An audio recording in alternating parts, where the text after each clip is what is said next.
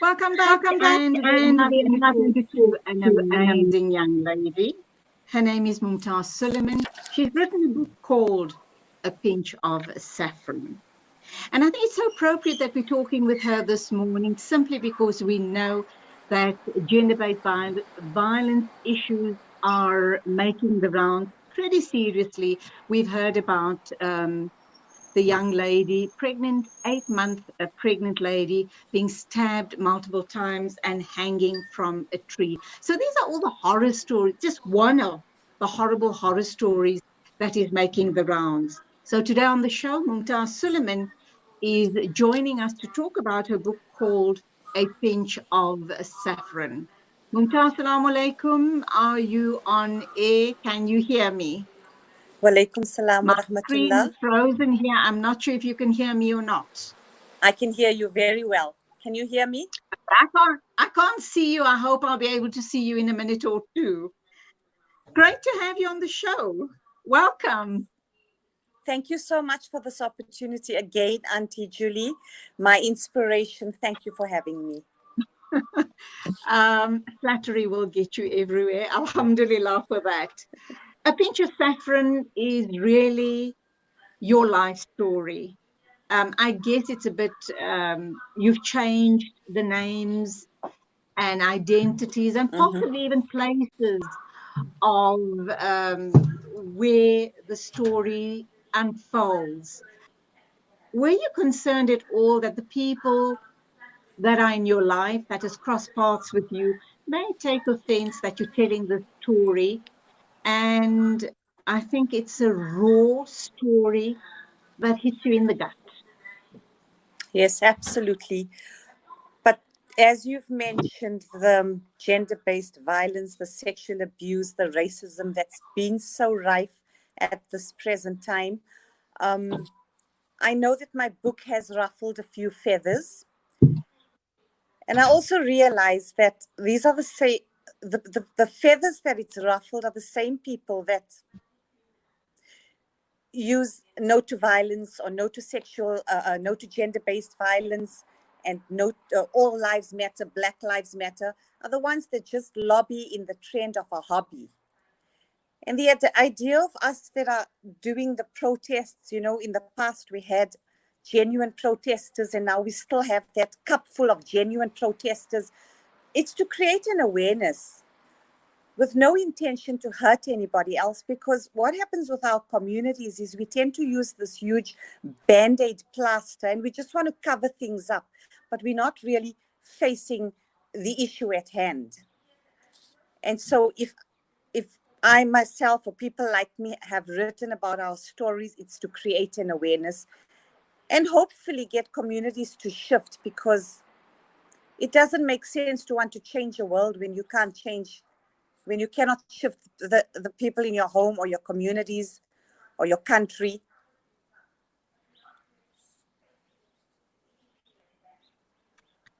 Okay, Mumtaz, gosh, you one brave lady. Your abuse started at the tender age of 6. It seems to have followed you. It seems to have haunted you for the rest of your life. I understand you are now married, settled. I think, please correct me. I mean, I have met with you and you're young and beautiful, but I think you are a grandmother. Am I correct? Yes, absolutely. Yes, I am. Do you worry about your grandchildren and future generations as far as breaking the cycle of abuse, very especially sexual abuse? And because you yourself experienced it, you've written a book about it, and sadly, we're in a very closed community. We won't own up and we won't flush out these demons in our communities. We're too afraid of the shame. We're afraid that we're going to hurt numerous people along the way. And you're brave enough to tell your story. But guess what? You end up being the perpetrator rather than the victim, because you have shamed your family, you have shamed the community. How dare you? You're just a woman. Yes, that is one of the greatest challenges that people who speak out face, because like I said, that people tend to just cover things up with a band-aid plaster, and it's not there. And it's really not to hurt anybody. It's just to teach them, let's move beyond this guilt and beyond this shame, and take ownership, take responsibility. And I think, yes, the fears are there, having growing children. You don't know whether they would be the victims, the abused, or the abuser, because hurt people hurt others. And so it's very important that we teach our children ownership. They need to take ownership. They need to take responsibility. And it's okay. It's really okay if you've messed up. I mean, we all make mistakes. It's like I tried to bake a cake last week. I buggered up a little bit. I didn't give up. I woke up today. I baked the same cake and I knew where my mistakes were. But you need to take ownership. Absolutely. Your book has been launched, I presume. I spoke with you just during lockdown, and the book, we were talking about the book, it's been published but not launched. When are you planning on launching it? And at the time I spoke to you on another platform, the book had a different title, and I questioned you about the title.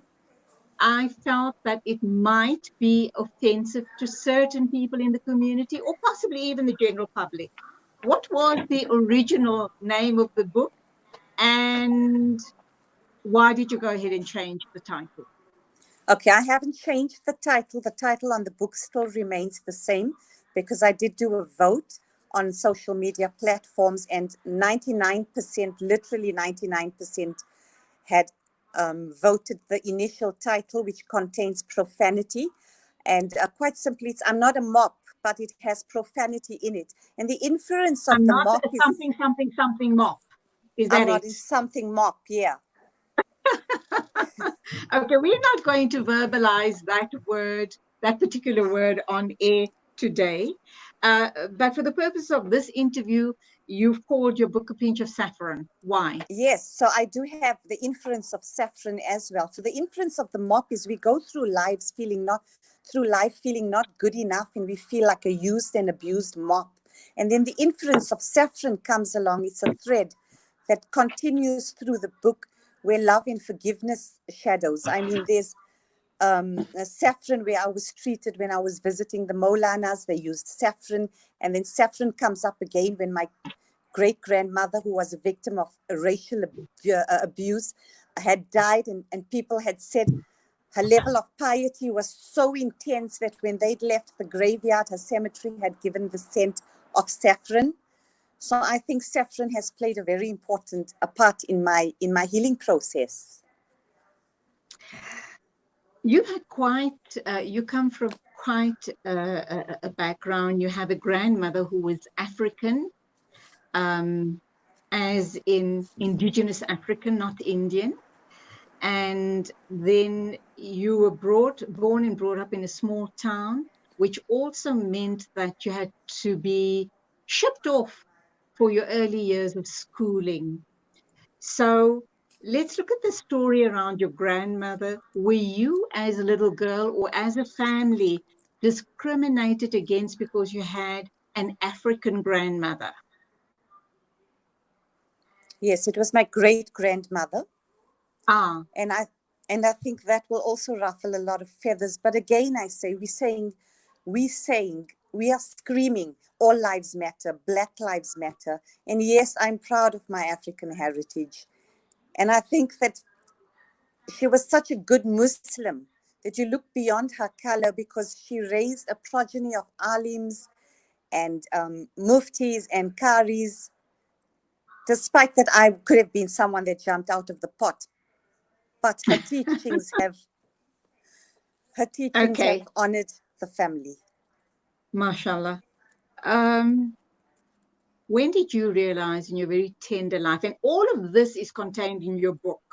I haven't read the book, but obviously all of this information was gleaned from a previous interview.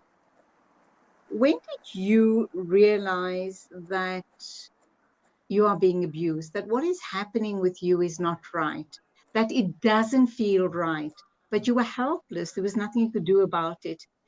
And today, as a grown woman, you've given voice to all of that pent up anger, frustration, outrage, abuse. Have you been able to get rid of all of those very negative feelings?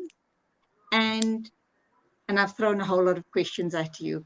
Are you at any point going to hold any of those people who abused you to account? Because obviously they've abused you, doesn't mean you were the only one that was being abused. Very interesting, Auntie Julie. Let's put this scenario. You've got to know your Peter and you've got to know your Judas.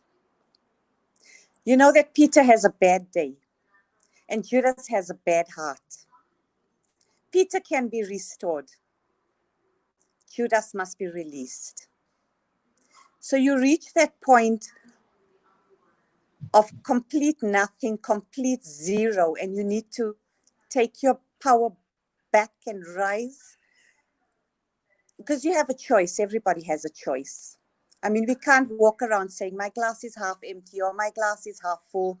Be grateful that you have the glass. In the point that got me there was when I'd reached absolute nothingness. There was nothing left, no dignity left, no shame left. I couldn't care less.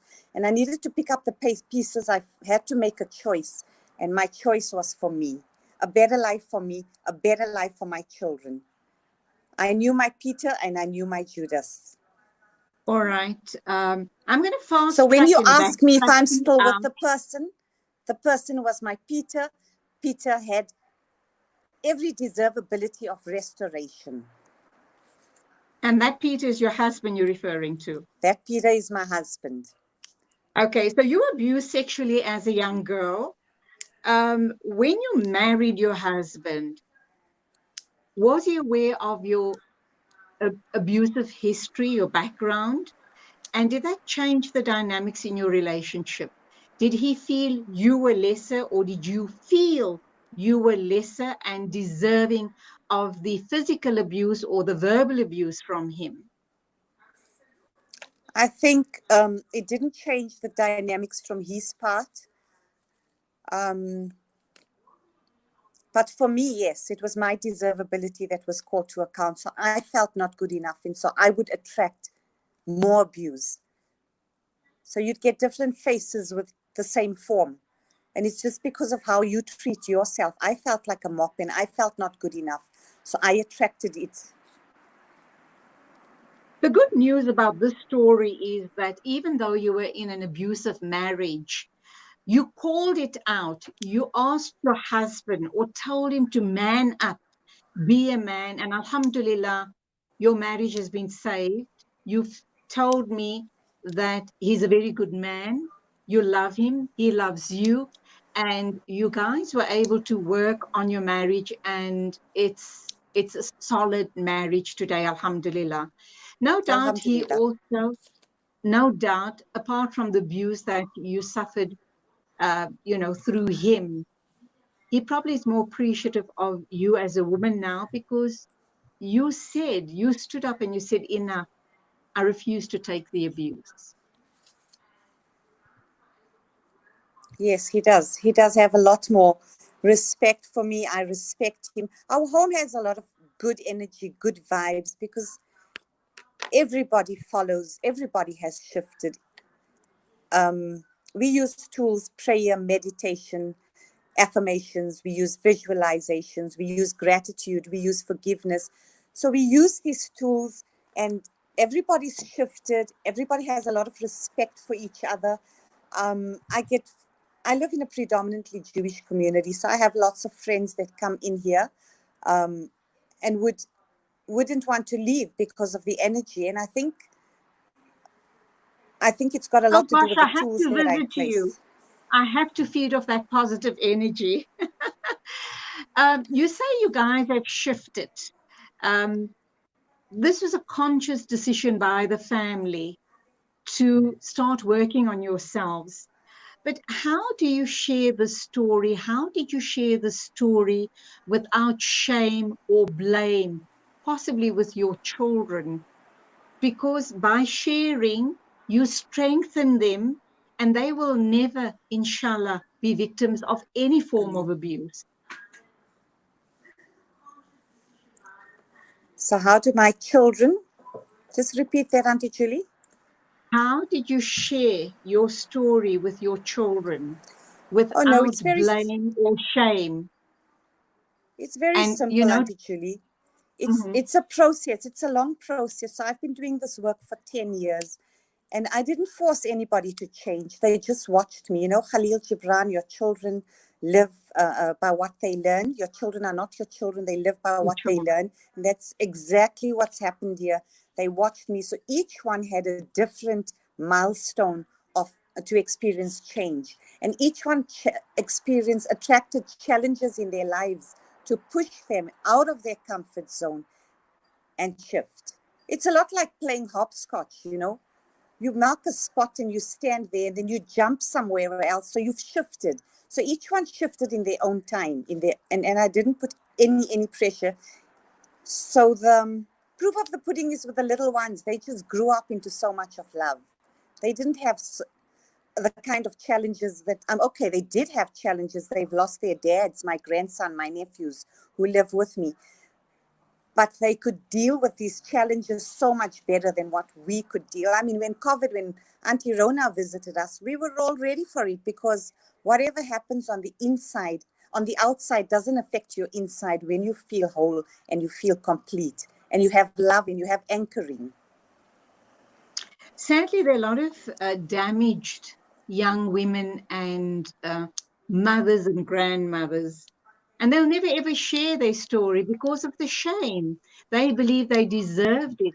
They were in the wrong place at the wrong time, or maybe they attracted it, or maybe they were suggestive and encouraged that abuse on themselves, sexual or otherwise.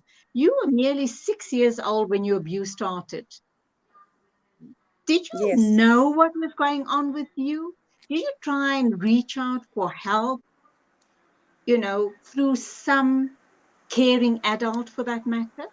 And was there any help that had come your way? No, not at that time. I probably only started verbalizing um, at 10 or 11 when the second abuse had filtered. But prior to that, I just thought it was normal. And I was a very disturbed child. But as I grew up, um, I was a lot less, a lot more careless. So um, I was an extrovert. You know, people who are as extroverted as I was have a lot to hide. So we tend to be just a lot more louder. I guess it's seeking for attention, validation, love. And You indicated that when you were six, the sexual abuse started there, and then when you were 10, it started again with somebody else. Have you yes, ever called these people out? Do you not believe you have a duty to call them out? And no, obviously they're no, sick. not at this. They are Yeah, mentally sick to have perpetrated the type of abuse on you, for them to have perpetrated those type of acts. Why have you not? You've written a book, but you refuse to I, call sh- them out. I shifted to forgiveness. I remember 10 years ago when I walked into Ashika Singh's studio for the healing, and I was such a mess. And she said, "You have to shift to forgiveness. You will shift." And I said, "But how do I?" And she said, "You don't have to know how. You just have to be willing." And so that's where the affirmation comes in and your thought processes change. Because every single day I would say, "I am willing to forgive." And one day I just woke up and felt different. I felt empathy for the abusers, because I realized that hurt people hurt others. And again, it goes back to knowing your Peter and your Judas, who had the bad day and who had the bad heart. Well, the persons with the bad heart, I've I've just prayed so deeply, Allah, you take care of them. And I I'm think Allah wondering, subhanahu wa ta'ala has done that. Mumtaz, I'm wondering that, don't you think we as women should be calling them out? Because we've allowed them to get away with the abuse, they're able to perpetrate on other victims. And if you call them out, you hold them to account. And do you believe, as far as the law is concerned, steps should be taken against people like that, even if it's 20 years later? Or are you afraid of a No, I'm not. situation of your word against the perpetrator's word? I'm not afraid of that. I'm in the position where if it's a Judas, he has to be called out, because that bad heart cannot go around like a cancer infecting others. It has to be called out, and they have to pay for their sins. However, I'm also at a crossroad where I'm in this whole healing spiritual process of not judging. So what gives me the right to judge somebody else when there is a God? Although I do know that we do have the liberty of an eye for an eye, I still firmly believe that I hand all my affairs to Allah subhanahu wa ta'ala, because he has never failed me. Okay. Obviously, you have protected the identities of your abusers in the book. Have they ever tried to make contact with you? How many abusers, apart from your husband, that was a different case, you people have 2. kissed and made up, and you're in a very strong marriage now, alhamdulillah. But in your past, how many different people actually abused you? And do you think that young girls, little girls who are abused, they've just got a look about them, a haunted look, that just gives a very wrong signal to these sick men to prey on them? Yeah, I agree with you. No, I haven't had any contact with either one of them. There They've were not 2 reached out to abusers. you. No, never. Not reached out to me. And I guess the fear is, are other girls safe? Have they really changed? If they've not changed, then yes, they need to be called out. Because I think of the little children in my house, and I think to myself, I mean, I do have those fears sometimes if I feel, we walk in the mornings here. We take an hour walk, and my younger daughter is always behind me, but I'm always nervous that, is somebody else looking at her with bad intentions? So that fear is always there. And What do yes, you they need to believe be called out. Okay. But you believe you've made your peace, you're not calling I've them made out my at all. peace. You're not going to I've call made them my to peace. account. I don't know where my other abuser is, hey? I don't know which part of the world. And I think the worst thing for me to have dealt with wasn't so much even the abuse, because I'd been past that. Like I told you, it became something normal for me. You become Numb, immune immune. to, numb. You're numb to that. But what really does get me is society and how society looks at it. Because if it's somebody that's prominent, they hide it and they make you look like the perpetrator. So you The see, bad you feel guy. more guilt, and you feel, you become the bad guy. And I think that, what, society needs to really up their game there. They cannot stand and chant no to abuse and no to sexism. But when they know somebody that it's happening to in their very own homes, they turn a blind eye on it. Mumtaz, you've written this book. Alhamdulillah, you're in a place of healing. You're good. Your family is healed. Your marriage was very bad at some point in time, but alhamdulillah, you've overcome that as well. What do you believe worked for you to make your husband stop the abuse? What I did you think do? my What did husband you loved say? me.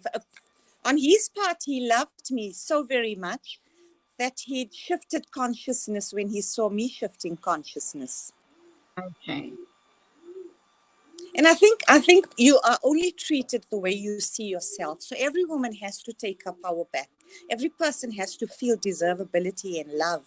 And you got to constantly tell yourself, you cannot say, I'm doing this work one day and then I'm feeling fine. It's consistency. It's like gym. It's working a muscle every single day. I'm doing this 10 years. And there's still days when I struggle to get out of the bed. I have 2 choices. Do I get up and do I do all these 6 things that I need to get through the day? Or do I just go under the wrappers and sleep the day off? You have 2 choices. Depression is a very, very funny thing, because you can just have one thing that makes you regress, one lousy thing. 6 months ago, I was somewhere. And like I said, I'm healed and I'm doing this work for so long. But I went into the shower and there were people working on the roof, and I didn't realize there's no blinds in this place where I was showering. So they'd seen me starkers. Auntie Julie, it took me a week to get up again and feel like I felt like everything had been robbed from me. And I think that's when I went back in time to the 6-year-old girl and the 11-year-old girl. So yeah, you still do have triggers. That's why you got to work at it every single day. How do you believe that, who's your target audience as far as the book is concerned? And how do you believe they will find their answers and their healing by reading your book? My target audience is those who appear to have it together, but really don't know how to get to self-realization. So there's lots of self-help tools. It's a very short read. It's a short book. But when people read it, they'd be able to identify with each one of the characters, myself included there. And then there's a little self-help marker or a tool for them to use. But the important thing is consistency. It's like your salah. Allah subhanahu wa ta'ala has given us 5 salahs in the day. If you Fajr to Zohar to Asr to Maghrib to Isha, you have that constant reminder to ground you.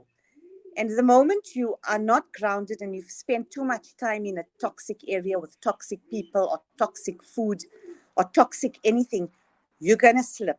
So that is why you have your 5 salahs in place. Because when you have that, it's so easy to pray with body, mind, and spirit, and to go into a meditation and to do your affirmation and your visualization and your gratitude and your forgiveness during the 5 salahs. But we take it for granted because we do the up, down, touch the ground kind of thing. And then you're not really grounded. So you've got to be really spiritual in your religious effort. You've got to put spirit into that ritual. Talk to us about visualization, gratitude, how that has helped you and how you've got to be so constant in that for you to be able to get past the hurt, get past the feeling that I'm tainted, I'm dirty, whatever the case may be, I'm not worthy. How does one get past all of that? I know you did indicate it's a regular, hard, conscious work on your part to make the shift. Okay, on my phone, I have, I go onto my notes and I have one labeled gratitude and one forgiveness. And in my gratitude, I would start off, Alhamdulillah, by the grace of Allah, I am grateful for. And then I'd list 3 to 5 things. And then I'd go onto my forgiveness notes and I would write, Ya Allah, please help me let go of these feelings of anger or bitterness or shame or guilt towards such and such person who has hurt me or they've done this to me. I lovingly forgive them, or I'm willing to forgive them and I let it go. So these are the 2 notes that I work with regularly. And then when I'm sitting in my salah, I just automatically go into meditation and I do my affirmations and I visualize myself as this happy person in a healthy environment, in a healthy body, with healthy people around me and loving people around me. So this is work that I do every single day with every single salah. That's the visualization. What's the affirmation? They're not similar. My affirmations is similar. So when you say your affirmation, you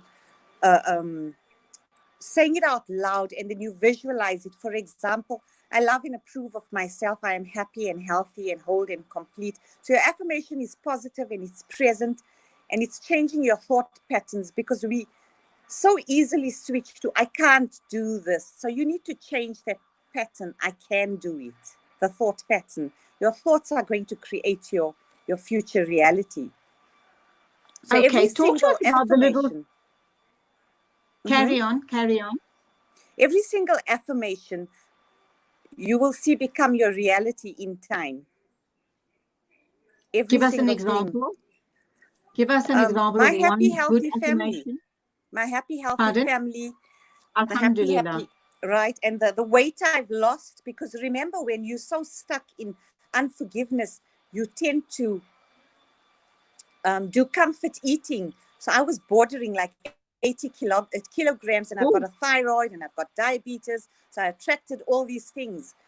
But my affirmations, I eat healthy, I live healthy, has given me the body I need, the healthy, happy body that I need. And I guess the important thing is that you've forgiven and you have let go and you have shifted. Very quickly, in a few minutes, we're going to be wrapping up on the interview.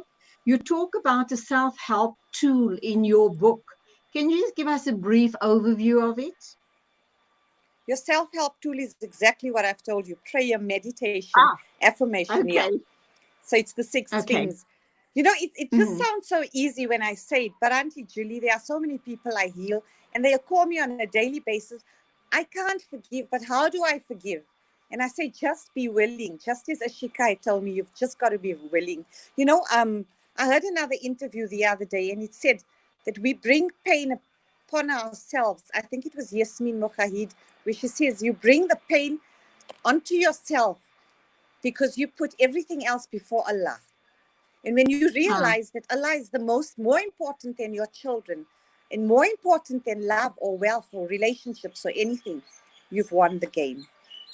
I, by the way, also viewed that same podcast, and it really, shakes you out of your stupor or this comfort zone that you're in, or the pity party that you find yourself in.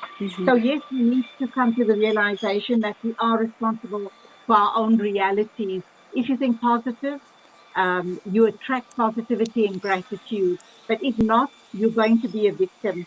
But to wrap up then, Mumtaz, when is the book going to be available? When are you launching, or can people get hold of the book, and what's the cost of it? With COVID that came in, there was a little bit of break, so they were understaffed with the publication. We're hoping July. They have told me end of June, first week of July. It will be released in Amazon, and you can also get it through me. And I think the cost should be around 200 rands, eh? Okay. I know that the first book hasn't been obviously launched yet, but you seem to have quite a story. And I don't think that everything you need to say and put out into the universe has already been done. Obviously, there's a second book in the pipeline. Yes, I'm not a Mark 2. A pinch of saffron 2 should be. Our stories are never over. All right. I know that you run some sort of healing program. Very quickly, tell us about it. How do people reach out and become a part of it? And what does it exactly encompass? Okay, it's based on the Heal Your Life philosophies. And also because I have studied Reiki and I have also studied the Afia healing, I incorporated all those in my programs. So if any particular person wants me, they reach out to me through my Instagram posts, or they have my contact numbers, or sometimes I tend to advertise a workshop if I feel there is a demand for it. I don't charge for it. A lot of people have told me I don't value myself enough. That's why I don't charge for it, but that's not the reason. The reason is that I'm passionate about it, and I believe that I'm serving my Allah through this here. I've been through it. I would never have known pain if I didn't experience pain. There are so many people that sit tight with the pain and the anger and the fear and the guilt and the shame, and they don't want to talk about it. But I want you to know that there are platforms such as yours available, and I'm also available. There are so many like me. Please make use of it. Like I said, you have a choice. We're under lockdown for now. A lot of people, myself included, like the personal touch. Are you open to interacting on a personal level with people, either at their own home or at your home? Yes, I am. With all protocols in place, the sanitizing and the masks and everything, yes, I'm open to that. Anything you'd like to share with our listeners and viewers before we wrap up, as regards the book and your healing program? I just want to tell you all that you are loved. You are loved and you are worthy. And may Allah subhanahu wa ta'ala keep you safe in love and healing and abundance today and tomorrow. Don't let any challenge sabotage who you're supposed to be, your greatness. Don't let any challenge Mumtaz Suliman, sabotage that. lovely talking to you. Much success with the launch of the book. A pinch of saffron, or is it? I'm not your ... moth. We're just leaving out the profanity, but I think you can, if you're Yeah, and sharp if they enough, want to, if the profanity hurts them, they can just use a Band-Aid plaster like everything else in our lives. Just cover it. Good on you. That's a brilliant idea. Thank you. You go well. Remember us in your duas, and salamu alaikum to you. Wa alaikum salam. Love you lots. Thank you so much. That was Mumtaz Suliman. Let's move on then, talking about a book. What a brave lady. Can't wait to get my hands on the book. And of course, 12:32, which means we're going to be joined by Islamic Careline, Anissa Musa, to talk about communication and assertiveness.